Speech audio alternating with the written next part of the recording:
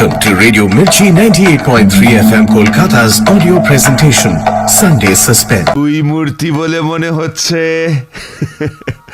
ভিতরে এসো। চারিমাকে দেখছি না যে, সে কি বাড়িতে নেই?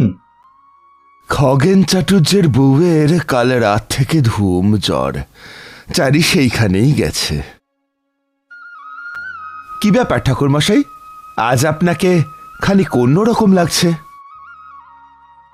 আজ ভোরে এমন একজনকে স্বপ্নে দেখেছি যার অবদান আমার সাধনার প্রথমার্ধে খুবই গুরুত্বপূর্ণ ছিল। কে সে? মাতু পাগলি। তার বিষয়ে আমাদেরও কিছু বলুন, শুনতে বড্ড মন চাইছে।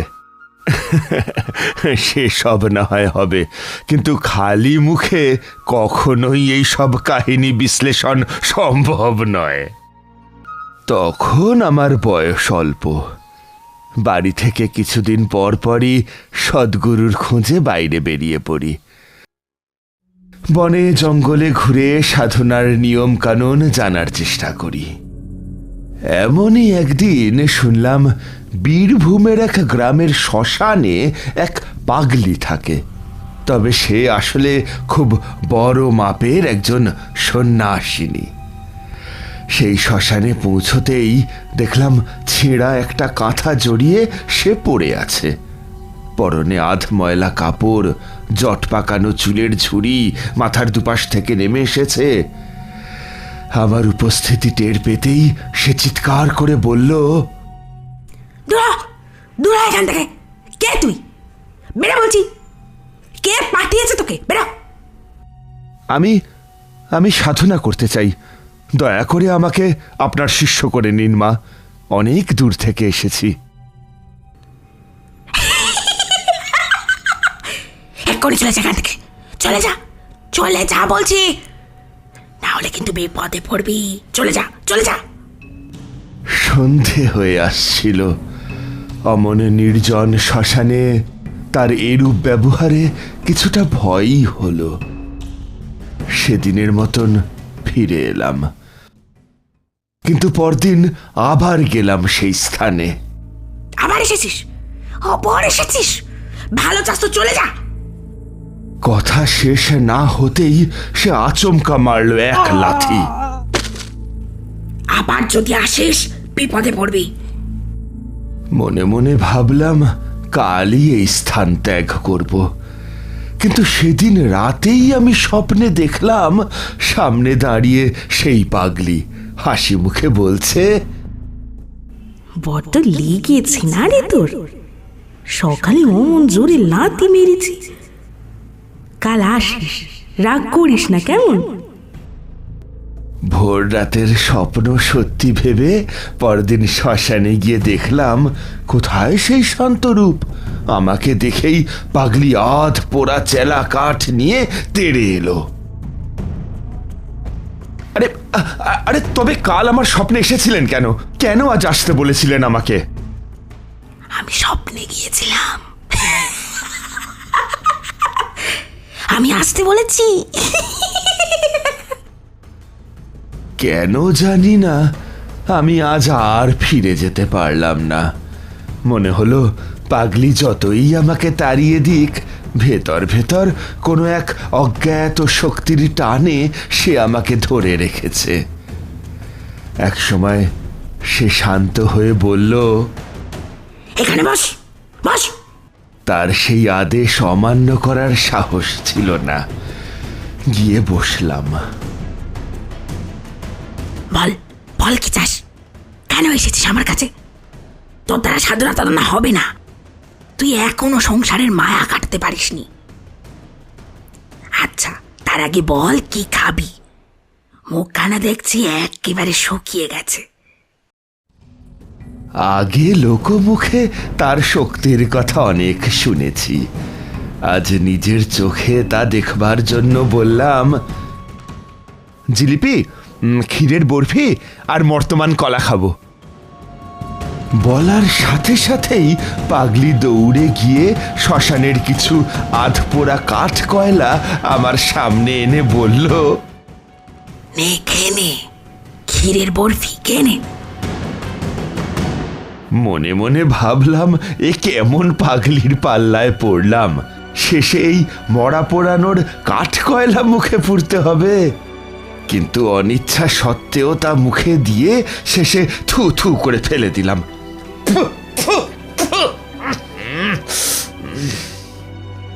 ওপাশ থেকে পাগলি খিলখিল করে হেসে বলল,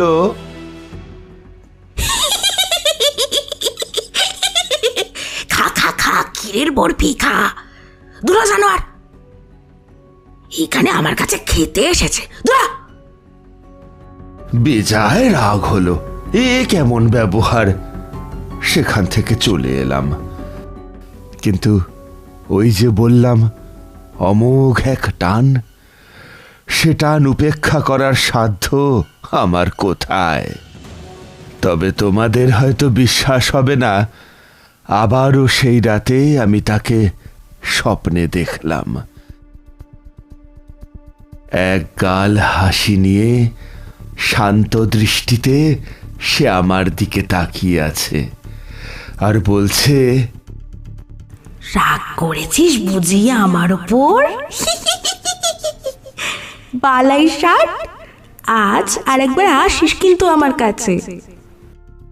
ঘুম ভাঙার পর নিজের কাছে অনেকবার প্রশ্ন করেছি, সত্যি কি স্বপ্ন নাকি সত্যি সে দাঁড়িয়েছিল আমার সামনে। আবার দুপুরবেলা গেলাম তার কাছে। আচ্ছা অবাধ্য তো তুই, এত গাল মন্দ করে তাড়িয়ে দিলাম, আবার এসছিস আবার? দেখুন, অনেক হয়েছে। কদিন যাবৎ গালমন্দ করে আমাকে তাড়িয়ে দিয়ে রাতে আবার স্বপ্নে এখানে আসতে কেন বলেন আপনি? সাহস আছে তোর, এ পথ বড় কঠিন, পারবি তুই? যা বলবো তাই করতে হবে। হ্যাঁ পারবো, যা বলবেন তাই করব। একবারটি পরীক্ষা করেই দেখুন না। বেশ বেশ, শোন, আজ রাতে তুই আমাকে গলা টিপে হত্যা করবি, আর তারপর আমার মৃতদেহের উপর বসে সাধনা করবি। সব নিয়ম আমি বলে দেব। বাজার থেকে মদ, কিছুটা চাল, ছোলা ভাজা কিনে আনবি। মাঝে মধ্যে যখন আমার মরাটা চিৎকার করে উঠবে তখন মুখে গুঁজে দিবি। রাতে ভয় পাবি অনেক, কিন্তু সাহস হারাবি না। বল, রাজি? মাফ করবেন, আমি ভদ্রলোকের ছেলে, মানুষ খুন আমার দ্বারা হবে না। নিজের সাধনার জন্য এ পাপ আমি করতে পারবো না। তবে মধ্যে সাধনার পথে এসেছিস কেন? ভদ্রলোকের ছেলে যখন কোট প্যান্ট পরে আপিস যা, যত সব। এরপর পাগলি কিছুটা শান্ত হলো, আমাকে বলল, আমার রাগ হলে দিক বিদিক জ্ঞান থাকে না। কত কটু কথা বলেছি তোকে, কিছু মনে করিস না। তুই ঠিকই বলেছিস, ওসব নিম্নমানের তন্ত্র সাধনা করে তোর কাজ নেই। ওসবে গুটি কয় শক্তি ছাড়া আর কিছুই তো লাভ করা যায় না। আচ্ছা, শক্তি কি আর তা কিভাবে লাভ করা যায় একটু বুঝিয়ে বলুন শুনি। পৃথিবীতে নানান রকমের জীব আছে, তাদের চোখে দেখা যায় না। আমরা যাদের বলি প্রেত, এদের মধ্যে ভালো মন্দ দুই আছে। এদের শক্তি মানুষের থেকে 1000 গুণ বেশি। তন্ত্র সাধনা করে এদের বশ করা যায়, কিন্তু সাবধান, সাধনায় একটু ভুলচুক হলেই এদের হাতে প্রাণনাশের সম্ভাবনা কিন্তু প্রবল। অবাক হয়ে শুনছিলাম সেসব কথা, আর ভাবছিলাম কিছুক্ষণ আগে যাকে আমি বদ্ধ উন্মাদ বলে মনে করেছিলাম, এখন তার কি রূপ দেখছি আমি। আমার আশেপাশের শ্মশানের অবস্থিত কিছু চিতা, একটা বড় তেঁতুল গাছ আর কিছু শিমুল গাছ। 2-4 দিন আগের একটা চিতার কাঠকয়লা আর একটা কলসি পড়ে আছে। লোকজন বলতে কেউ নেই। ওদিকে সন্ধে গড়িয়ে রাত হয়ে আসছে। আপনা হতেই গাটা কেমন ছমছম করে উঠল। কতটুকুই বা জানিস তুই? এক ধরনের অপদেবতা আছে তন্ত্রে, তাদের বলে হাকিনী। বুদ্ধি মানুষের থেকে অনেক কম, কিন্তু শক্তি অনেক অনেক বেশি। বশীকরণ সঠিক না হলে প্রাণ অবধি যেতে পারে। তাহলে কি আপনি হাকিনী বশীকরণে সিদ্ধ? পাগলি কোনো জবাব দিল না, চুপ করে রইল। পরদিন সকালে সেই গ্রামের পথে হাঁটছি, হঠাৎ একজন মাঝবয়সী ভদ্রলোক আমাকে ডেকে বললেন, মশাইকে গায়ে তো আগে তো দেখিনি, নতুন বুঝি নাকি? বেশ কদিন ধরেই দেখছি শ্মশান ওই পাগলির আশেপাশে ঘোরাফেরা করছেন। তাহলে বলে রাখি, ও কিন্তু খুবই সাংঘাতিক। অত ঘন ঘন ও স্থানে একদমই যাবেন না, তাহলেই মারা পড়বেন। ও অনেক তন্ত্রমন্ত্র জানে। লোকটিকে মুখে কিছু বললাম না, তবে নিজের মধ্যে অনুভব করলাম এখন আমি না চাইলেও তার কাছে না গিয়ে থাকবার শক্তি আমার নেই। একদিন সন্ধ্যের পর চুপি চুপি শ্মশানে তার কাছে গিয়েছি, কিন্তু অবাক হয়ে দেখলাম সেখানে পাগলি নেই।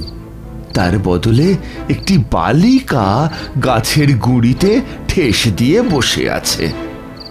এগিয়ে গিয়ে জিজ্ঞাসা করলাম, এইখানে যিনি ছিলেন, মানে তিনি কোথায় তুমি জানো?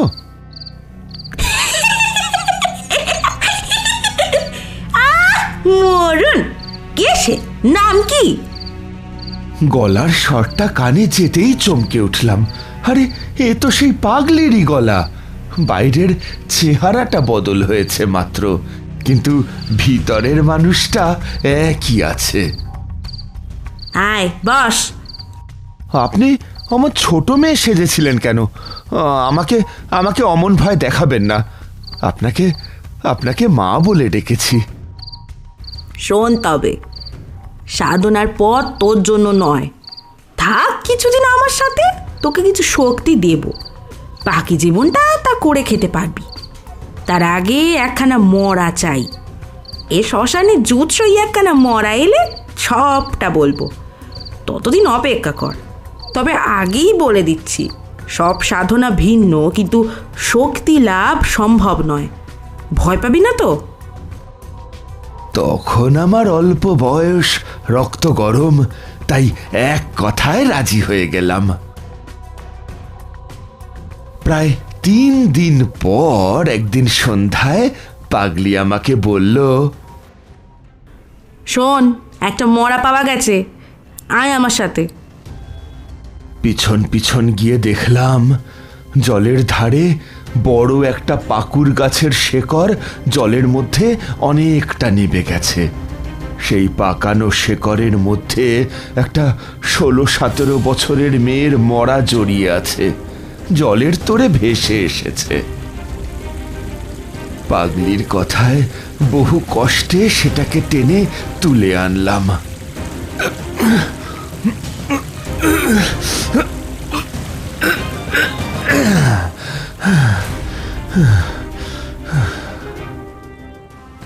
তোকে এই মরার উপর বসেই সাধনা করতে হবে।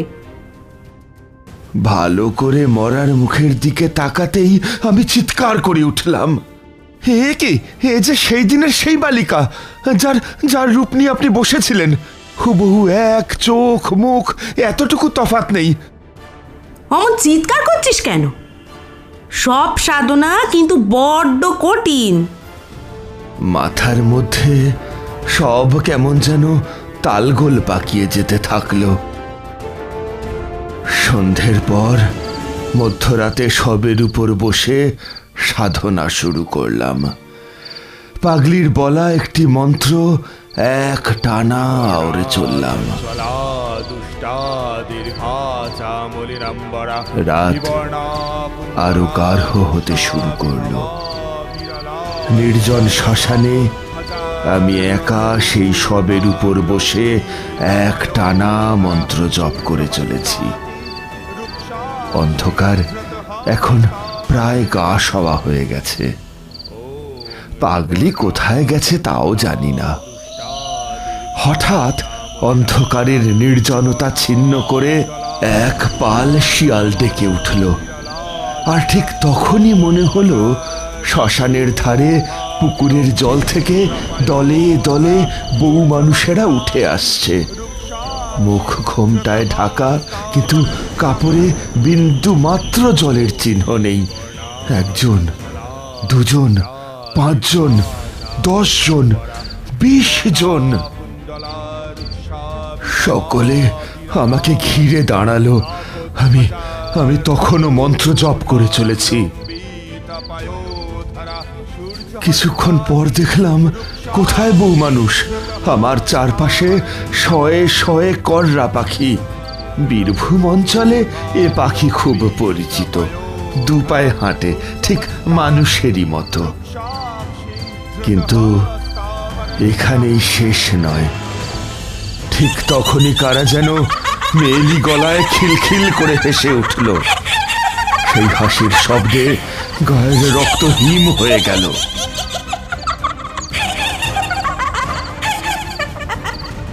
আবারও চেয়ে দেখি পাখি নয়, সকলেই বউ মানুষ। এখন সকলেই মাথার ঘোমটা খুলে আমার দিকে তাকিয়ে আছে। আর তাদের চারিদিকে অসংখ্য নরকঙ্কাল দাঁড়িয়ে আছে, দূরে, ডাইনে, বাঁয়ে। অনেকের হাতের আঙুল নেই, কারোর মাথার খুলি নেই, কারোর পায়ের হাড় বেঁকে আছে। উঠে দাঁড়িয়ে দৌড়ে পালাবো ভাবছি, এমন সময় দেখি এক রূপসী বালিকা আমার পথ আগলে হাসি মুখে দাঁড়িয়ে আছে। আমি ষোড়শী, মহাবিদ্যার মধ্যে শ্রেষ্ঠ। আমাকে তোমার পছন্দ হয় না? মহাবিদ্যার নাম শুনেছিলাম, কিন্তু এত সহজেই যে সেই রূপের দেখা মিলবে তা ভাবিনি। তুমি মহাডামরীর সাধনা করছো কেন? সেসব আমি জানি নে। ওই পাগলি আমাকে যেমনটা বলেছে আমি তেমনটাই করছি। বেশ, তুমি এই মন্ত্র ছাড়ো। ও রূপ তুমি সহ্য করতে পারবে না, বিকট সেই চেহারা। বেশ, তবে তাই হোক। এই সময় যে শবের উপর বসে আছি তার দিকে চোখ পড়ল। সাথে সাথে ভয়ে বিস্ময়ে আমার সারা শরীর বেয়ে ঠান্ডা স্রোত নেমে গেল। সব দেহের সাথে সামনের ষোড়শী রূপের কোনো পার্থক্য নেই। একই মুখ, একই রং, একই চেহারা। কে কে কে কে কে আপনি?